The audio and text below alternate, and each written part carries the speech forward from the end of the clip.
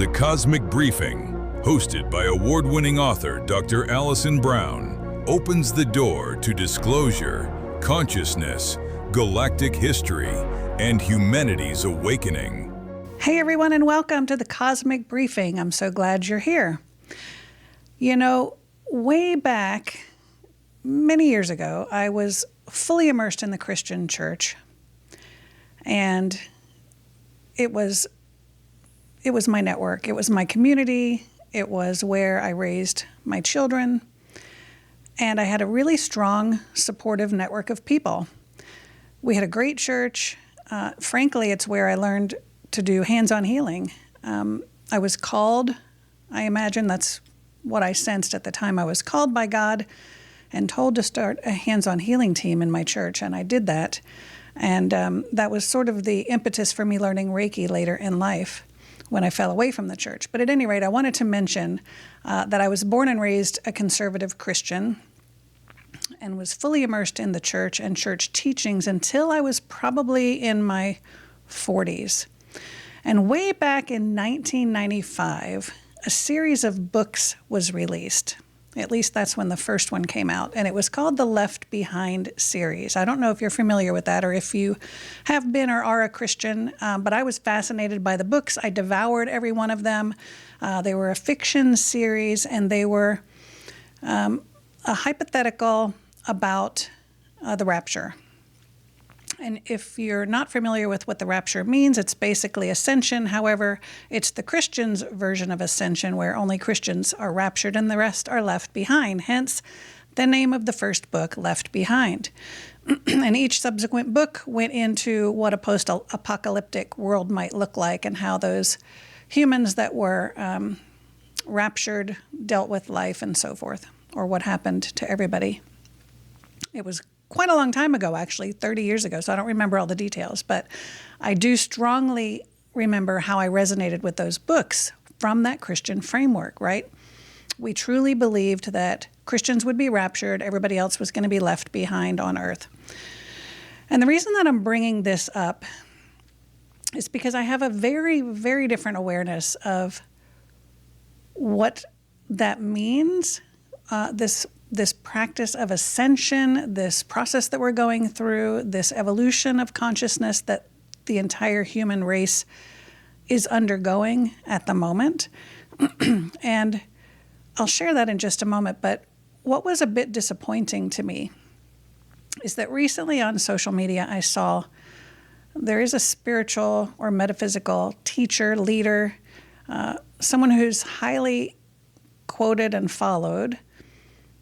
And he made a post. I'm not going to, divulge his name because truly it's just a different belief system that he has from me. But I want to share this with you because I expected a little bit different of an understanding from somebody like that who's immersed in the world that I am, the spiritual and metaphysical world.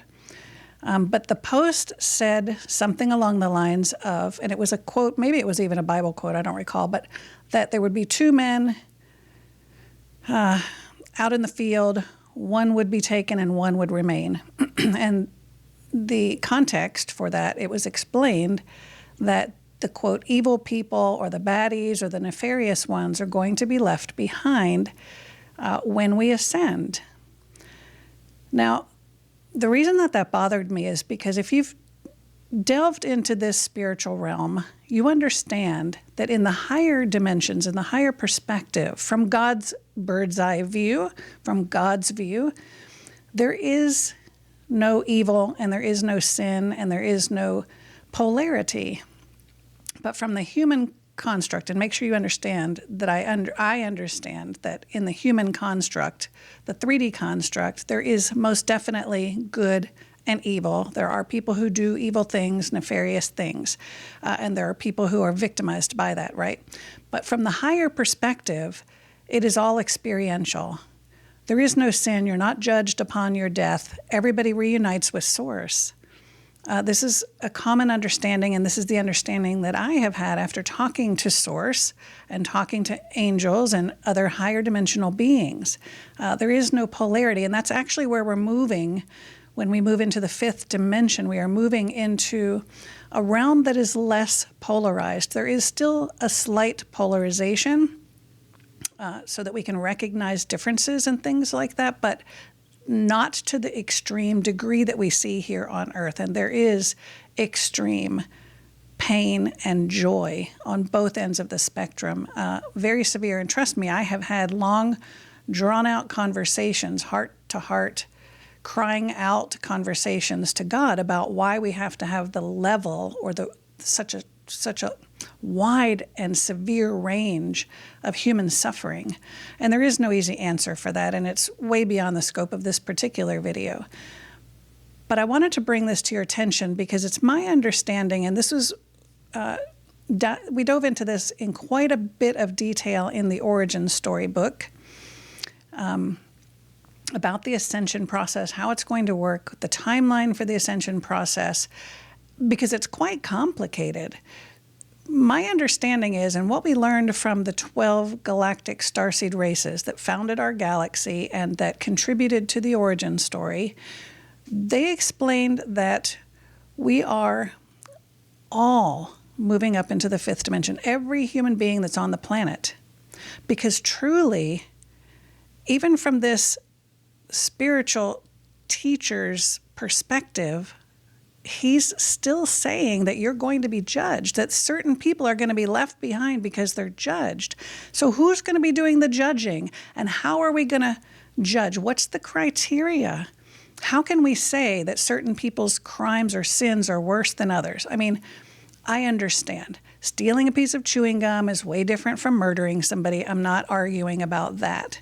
But I'm just saying this implies that there is a judge on a throne in the higher dimension who's saying, yep, you can go, and nope, you can't.